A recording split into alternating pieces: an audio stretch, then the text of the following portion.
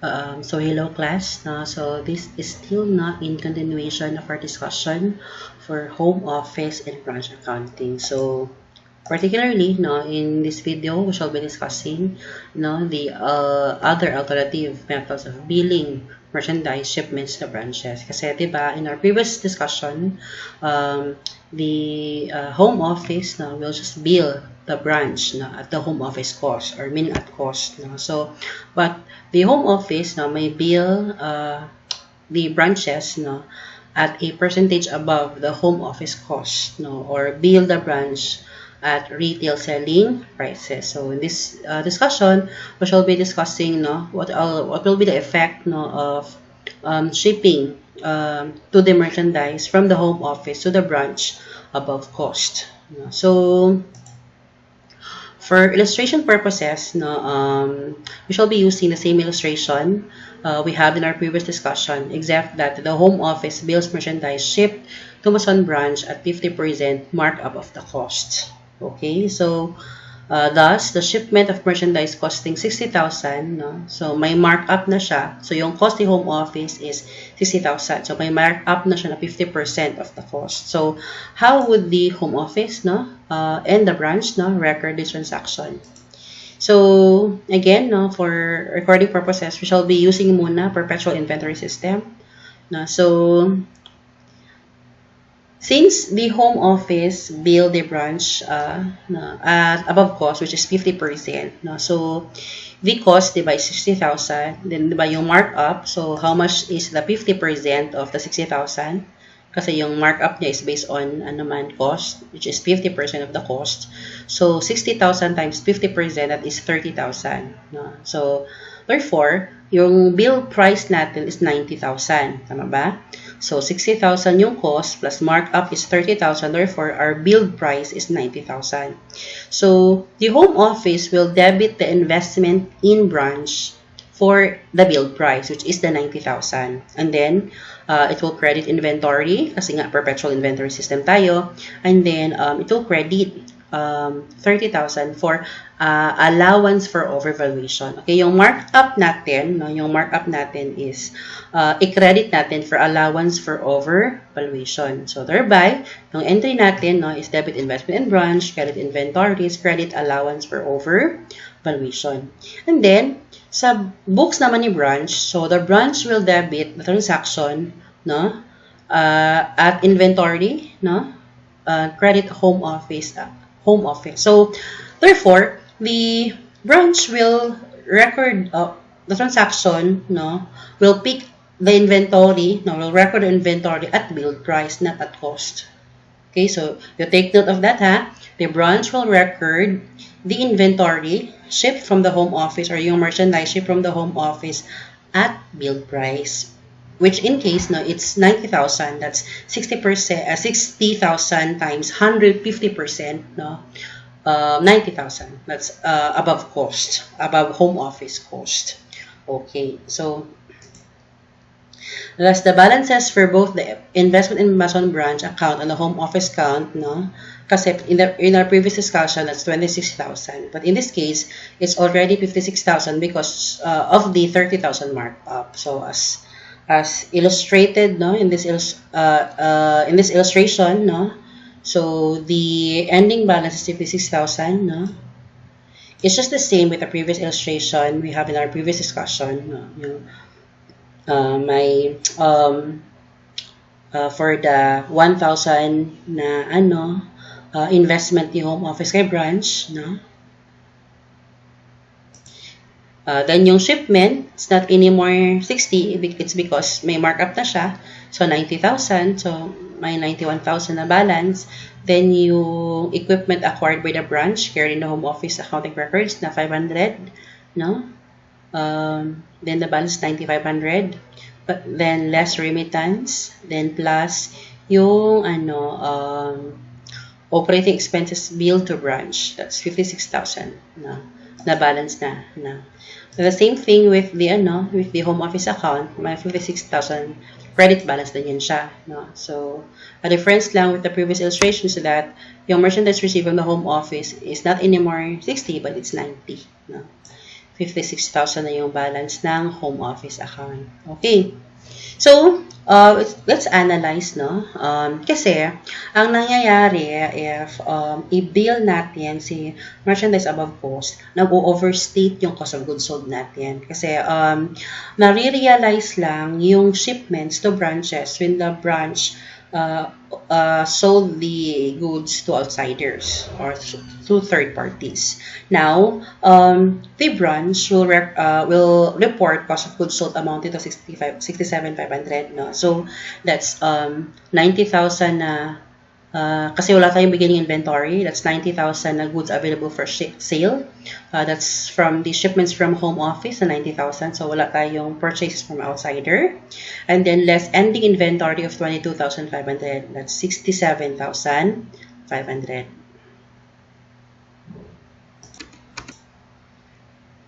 Okay, so in the books of the branch, the cost of goods sold is 67,500. But as far as the home office is concerned, the cost of goods sold is not 67,500. No?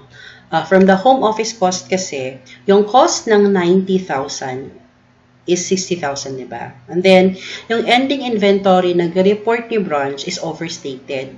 No? So, kasing yung 22,500 includes the markup. So, how do we remove the markup? So, pwede na itong 22,500, i-divide mo ng 1.5 or 150% to get the cost. Okay? So, therefore, the cost pala, the cost ng merchandise is 15,000. No?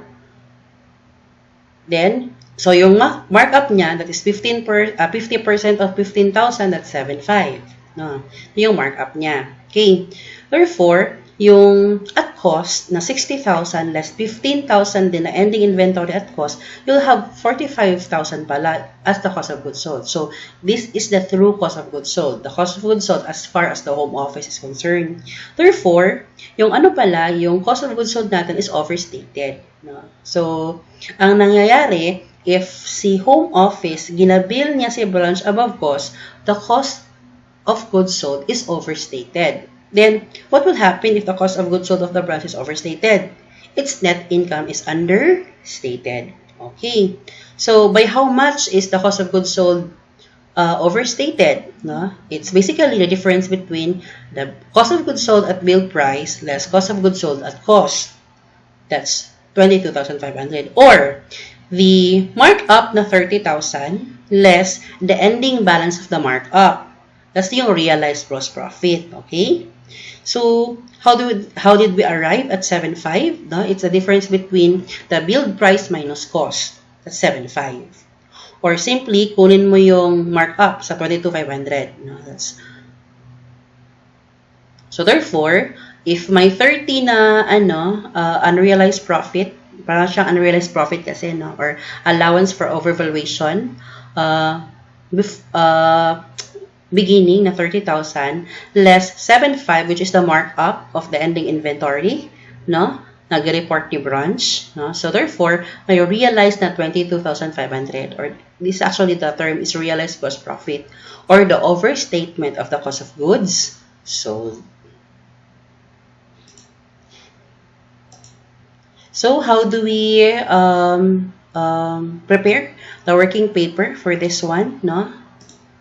So first, no, we have here sales, cost of goods sold, expenses, and net income of the home office in a branch. Then you take note that the home office reported 75,000 from its own operations, no, as its net income, and the branch reported a loss of 10,500 in the branch records. No. So, but no. As far as the home office is concerned, the net income of the branch is not 10,500 loss. No? So, kasi nga, may overstatement tayo ng cost of goods sold. Okay. First adjustment, no, is to eliminate the overstatement of the cost of goods sold. That's how much again? That's 22,500. Therefore, the home office na cost of goods sold of 235,000 plus 67,500 na cost of goods sold ni branch, i-deduct mo yung 22,500 na overstatement to get the consolidated cost of goods sold. or the combined, sorry, combined cost of goods sold. Then we have combined operating expenses of 113,000. That's 90 and 23. No? And then, yung net income ni branch, no, as far as the home office is concerned, is 12,000. So, how could we arrive with the 12,000? It's the lost na 10,500 plus the overstatement of the cost of goods sold of 12,500. That's why our combined net income is 87,000. The 75,000 from the home office plus the 12,000. The true branch net income of 12,000. That's why we have combined net income, or simply that's 480,000 of sales, that's 280,000 of cost of goods sold, that's 113,000 of expenses. Thereby, we have 87,000 of combined net income. So, as the preparation of the statement of retained earnings, we have a beginning balance of 70,000. And then we have the combined net income as computed, no, 87,000. And then the dividends declared is 40,000. So you have your RAN of 117,000. Okay. Next, we have the working paper for the balance sheet accounts. So you take note that when the home office prepare its financial statements, the investment in Mason branch will be reported as an asset. And then yung allowance for overvaluation is also recorded in the asset side of the balance sheet, pero as a deduction. As a deduction siya. Okay. So, first is to eliminate the markup. So, kasi,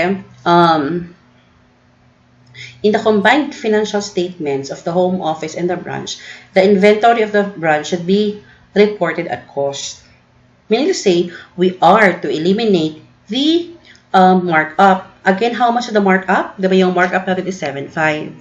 So, if i-remove mo yung markup sa ending inventory ni branch, that would be 15,000. Diba? Yung cost.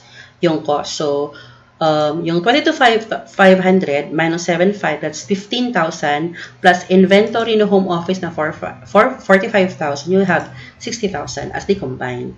Okay, so again, i-eliminate yung markup in the ending inventory ng report ni branch, which is 7,500. Then we are to eliminate also the investment in branch account amounting to 56,000, and also eliminate the allowance for overvaluation account, which is 130,000. So other items in the balance sheet are to be added, no? You have the equipment. We also have accumulated depreciation, trade accounts payable. Yung home office account, no, being a reciprocal account, that should also be eliminated, no. And then yung common stock natin is yung common stock lang yung home office, and yung retained earnings that we have computed kanina. Okay. So if the branch will close its accounts, no, so we prepared isang closing entries, no, i-lump lang natin yung closing entries, no, i-debit natin yung sales, no, i-credit natin sa cost of goods sold at 67,500, then operating expenses of 23,000. That's why the branch has a loss of 10,500. Now, since it's a loss, so how would the branch close the income summary account? So the branch will debit home office in a credit income summary, no, to close the net loss in the income summary account to the home office account. Key. So after closing entries, the home office ledger account should have a balance of 45,500. Kasi diba that's 56,000 kanina, and then yung 10,500 na loss. That would give you the balance of 45,500. Okay. And then, since the branch had already closed its net loss to the home office account, then the home office as well will record this one as a debit to investment, debit to income Mason branch, and a credit to investment in Mason branch. So, debit income Mason branch kasi nga loss, no, the credit investment in Mason branch amounting to 10,500. So, to record the net loss reported by the branch. branch. Okay. So, also, the home office will record the realized gross profit. So, yung realized gross profit natin is yung overstatement of the cost of goods sold. Yung na-realize na gross profit when the branch had sold the items to the third parties. No? So, as computed kanina, our realized gross profit or the overstatement of the cost of goods sold, no, is 22,500. No? So, also, to make the balance of the overvaluation to 7.5, kasi nga, the ending balance of the allowance for overvaluation should equal to the markup sa ending inventory na ganito for the branch, which is 7.5. And then, i-eliminate mo lang yung realized gross profit, no? Or the overstatement of the cost of goods sold. So, you'll debit allowance for overvaluation, you credit realized gross profit for 22,500. And then, also, the home office, no, will close the realized gross profit, no, on branch sales amounting to 22,500, no, and then i-debit yung income from Mason branch for 10,500, thereby giving you the 12,000, di ba? Yung 12,000 is the net income of the branch as far as the home office is concerned. Kasi nga, diba, the branch reported 10,500 loss. Pero as far as the home office is concerned, it's not 10,500 loss kasi overstated yung cost of goods sold niya by 22,500. That's why its true net income talaga is 12,000. Okay, let's determine the balances of the account after posting yung entries natin. So, yung investment in Mason branch, yun nga, may 45,500 debit balance, no? At also equals to the 45,000 balance of the home office account in the branch books. And yung allowance for overvaluation natin is may 7,500 credit balance, no? Kasi yung 30,000 na unadjusted balance, yun yung markup, no, at the beginning, less yung na-realize na 22,500. So, may ending balance siya na 7,500. Again, so as what I've said kanina, the ending balance of the allowance for overvaluation should always equal to the markup of the ending inventory na report ni branch, which is 7,500. Okay. So, since kanina we have recorded transaction at the Perpetual inventory system. Now, diba, when the home office ng branch use periodic inventory system, yung account title na gagamitin natin is shipments to branch and shipments from home office. So, when a periodic inventory system is adopted, inventory account cannot be used for the shipments of merchandise between the home office and the branch. So, accounts such as shipments to Mason branch used by the home office and shipments from home office used by the branch are used instead of yung inventory account. Okay? So, continuing the illustration, so what if we're also accounting for the subsequent year, subsequent year of the Smaldino company for the second year of operations, meaning 2020, but using the periodic inventory system for both for the home office and the Mason branch. So, take note that the branch reported reports inventories above cost. Okay, so sa books ni branch, still the inventory was reported at 22,500. You take note that yung eliminating entries natin, that's only for combination purposes, but it does not affect the separate financial statements of the home office in the branch. Okay, so still, the branch will record the inventory at 22,500. But its cost is 15,000 due to a markup of 15%. So, yung markup is 7,500, yung cost is 15,000. That's why its billed price is 22,500. Okay, so assume that during 2020, the home office shipped merchandise to Mason branch. This year, for this year, 2020, the home office billed Mason branch at 80,000. That's again 50. That may markup yan siya 50%. So that's 120,000, or it's 80 times 150%, or yung 80,000 times 50% na markup, so that's 40,000. So 80 plus 40,000, you have your billed price of 120,000. So during 2020, Mason branch sold 150,000 merchandise that was billed at 112,500. Okay. So how to record this one? No, this transaction. Okay, so at the time of shipment from the home office to the branch, no, the home office will debit investment in branch at actually diba at billed price, which is 120. Then shipments to yung shipments to branch account yan at cost. So yung difference ng shipments from home office account at shipments to branch account is actually the markup, no, which is 40,000. Okay, so the markup shall be recorded, no, to allowance for overvaluation of inventories, no, at 40,000. So again, the entry would be debit to investment in branch, credit shipments to branch for 80,000 and allowance for overvaluation at 40,000. And again, no, how would the branch record the transaction? No, so the branch will record the transaction at billed price. So debit siya lang ng shipments from home office amounting to 120,000 and credit to home office for 120,000. And then to record the sales, no, says we have sales of 150, so either it's a cash or accounts receivable. So the debit cash or accounts receivable credit sales amounting to 150,000. Okay, so let's analyze, no, the flow of merchandise, no, amounting to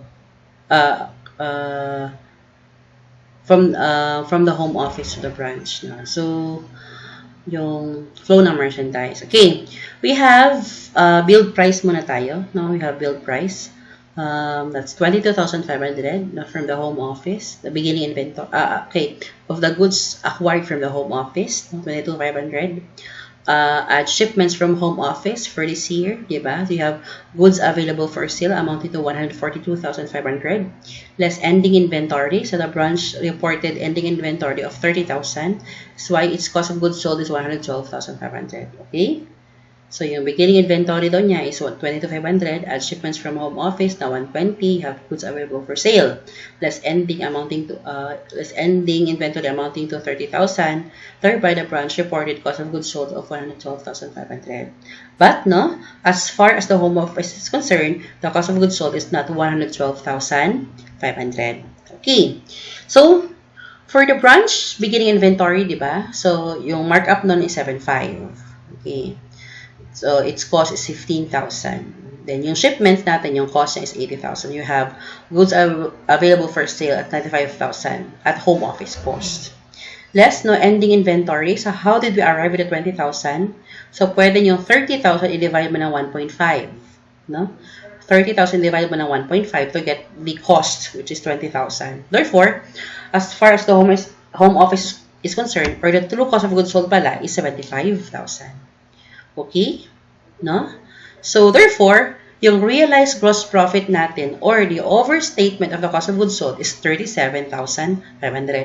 That's the difference between the 112,500, no, na cost of goods sold at billed price less cost of goods sold na at cost at the home office cost. That's why nag-overstate yung cost of goods sold natin at 37,500. Or, pwede siya na, di ba may markup ka na beginning na 7,500?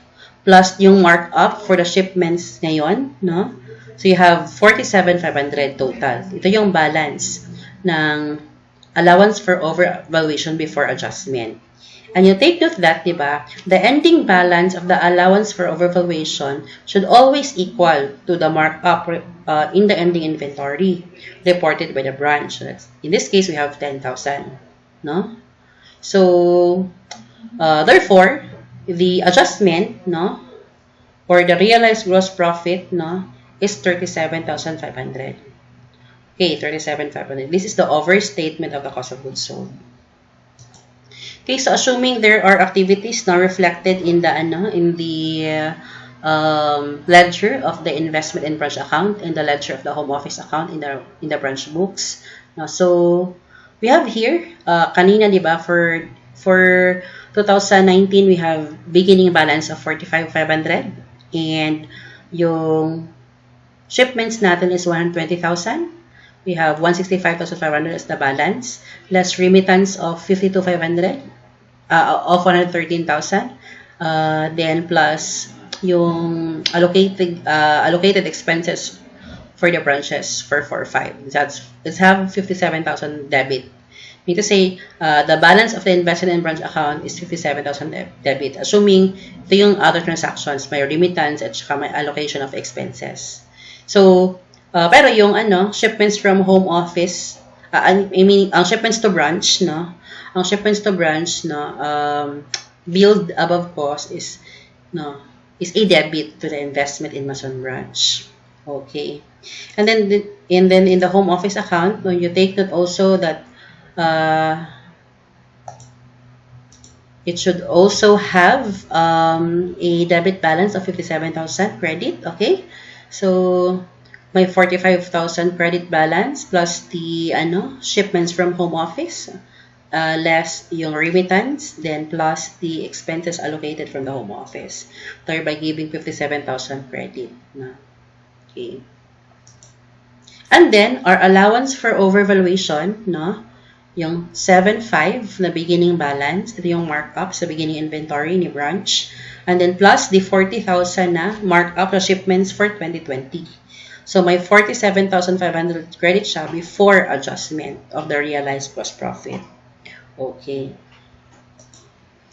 Okay, so how to prepare the working paper? So yung working paper natin, so diba it's periodic inventory system na tayo. So pag periodic inventory system, so pagka report ni home office, diba? So sales, then my shipments to branch, no? Shipment to branch. So sales, inventories, purchases, shipments to branch, no? And then my shipments from home office sa books ni branch. Then yung ending inventory natin. Then operating expenses, and you have your net income already. Okay, start. Okay, so first and foremost, no, you are to eliminate, no, the markup in the beginning inventory, diba? No, to have the inventory beginning at cost. So baka na, no, nung sa previous year, may 7.5 man yon na markup. So, yung sales natin, that's 500 plus 150, that's 650. Yung inventory natin beginning, that should be 60,000 para ma-eliminate yung markup. Markup sa beginning inventory. Okay, yung purchases natin, 400,000. Take note that yung 400,000 is purchases ni home office. So, walang purchases si branch sa outsider. And then, of course, yung shipments to branch, eliminate yan. Ang shipments to branch is eliminate, no? Kasi reciprocal account din yan. And then, ang shipments from home office, no? Okay, so yung shipments from home office natin, i-eliminate din yan, di ba? And then, yung inventory natin sa ending, i-eliminate lang din natin yung markup sa ending inventory ni branch. Kasi nga, di ba, the branch reported 30,000 of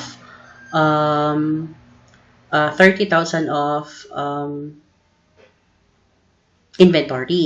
Pero, may markup man yan na 10,000. Diba kasi yung cost ng 30,000 is 20,000.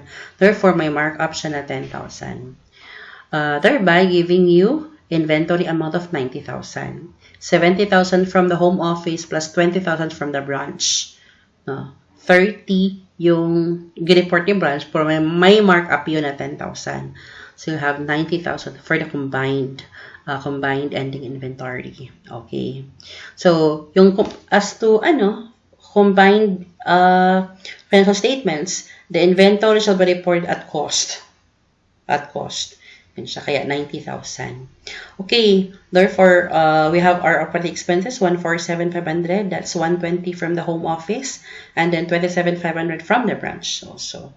And then, the net income from own operations from the home office, 85,000, and then the branch reported 10,000 profit. But the 10,000 profit, di ba, is not the true branch net income. No? So, kasi nga, may overstatement tayo ng cost of goods sold. Yung na-compute din kanina na overstatement of the cost of goods sold, that's 37,500. Okay, so, therefore, we have combined net income of 132,500. So, how much pala yung net income ni branch, no? Insofar as the home office is concerned, that's 47,500. Kasi yung 10,000 niya, plus yung overstatement na cost of goods sold niya is 37,500. That's why it's 47,500. Plus the 85,000 yung net income from own operations si home office, that would give you 132,500. Okay. So in the statement of retained earnings, you have RA beginning for 117,000, yung ending balance sa combined natin previous year. And then we have the 132,500 of the combined net income of the home office and the branch.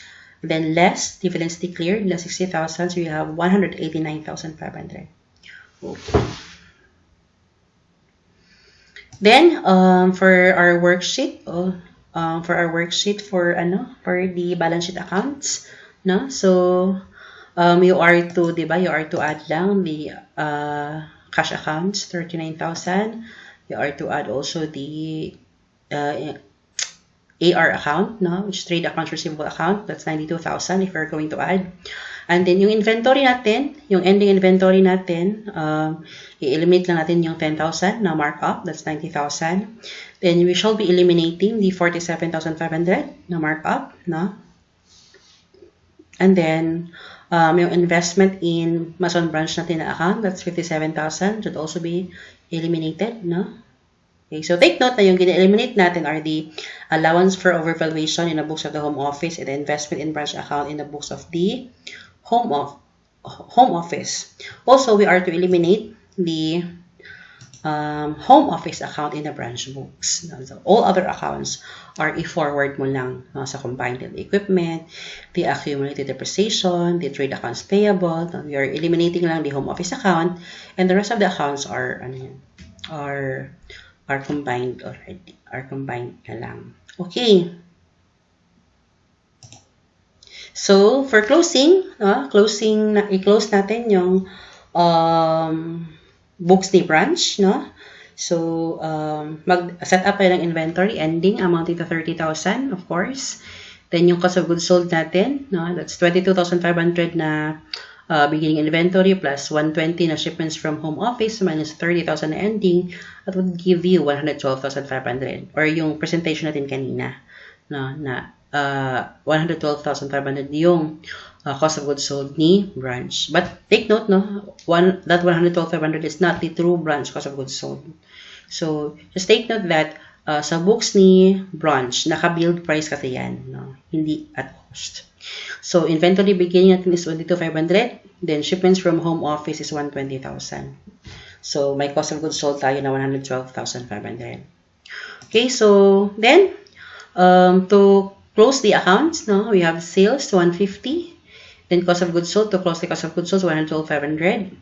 Yung operating expenses natin is 27,500. These are the accounts of the branch. No? So therefore, we have income summary of 10,000. No? That's the net income reported by the branch, 10,000. And then, yung i-close natin sa home office account, no, is the net income reported by the branch, hindi yung true branch net income. No? Okay. Okay, so that's the entry, no? Debit income summary credit home office for 10,000. And then, sa books naman ni home office, no? Sa books ni home office, mag-debit lang siya ng investment in branch and credit income on branch for 10,000. Kasi nga, di ba, the branch closed, ang i-close ni home office, ni branch, sa kanyang home office account is 10,000 na net income as what reported in its separate financial statements. And then, the home office will also recognize the realized gross profit from the branch sales amounting to 37,500. No? Okay. Yan siya. So, it's a debit to allowance for overvaluation and a credit to realized gross profit from the branch amounting to 37,500. And then also, i-close na yung realized gross profit na 37,500, then income from Mason branch na 10,000, thereby giving the true branch net income of 47,500. Okay? Kasi, di ba, yung net income nag-report yung branch is only 10,000 kasi may presence of the realized gross profit or the overstatement of cost of goods sold.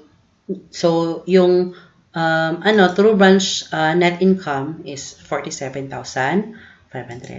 Okay, so balances of the investment in Mason branch, allowance for overvaluation of inventories, realized gross profit, income Mason branch, and home office accounts after the above adjusting entries are, so yung investment in Mason branch natin is 67,000 kasi 57,000 plus yung 10,000 na profit ni branch. Then yung allowance for overvaluation is only 10,000. No? That is the 47,500 balance before adjustment. Meaning to say it's 7,500 from the beginning plus 40,000 sa shipments minus yung realized natin 37,500. We have 10,000. Or, always, ang balance ng allowance for overvaluation is ang markup sa ending inventory na report yung branch, which is 10,000. So, yung 30,000 na build price, ang markup nun is 10,000. So, yan yung always balance no, ng allowance for overvaluation account. Also, the realized gross profit is zero na. Yung income is zero, no? Kasi i-close man din yan siya. Yung home office natin, being a reciprocal account of the investment, should also have a balance of 67,000. Okay, so this ends our first part of our home office branch accounting discussion about costs. So I'll be having a separate video discussion for some examples in the computation of the net income of the branch, through branch net income from own operations of the home office, and then yung combined net income. So I'll just have a separate discussion for that. So thank you, everyone.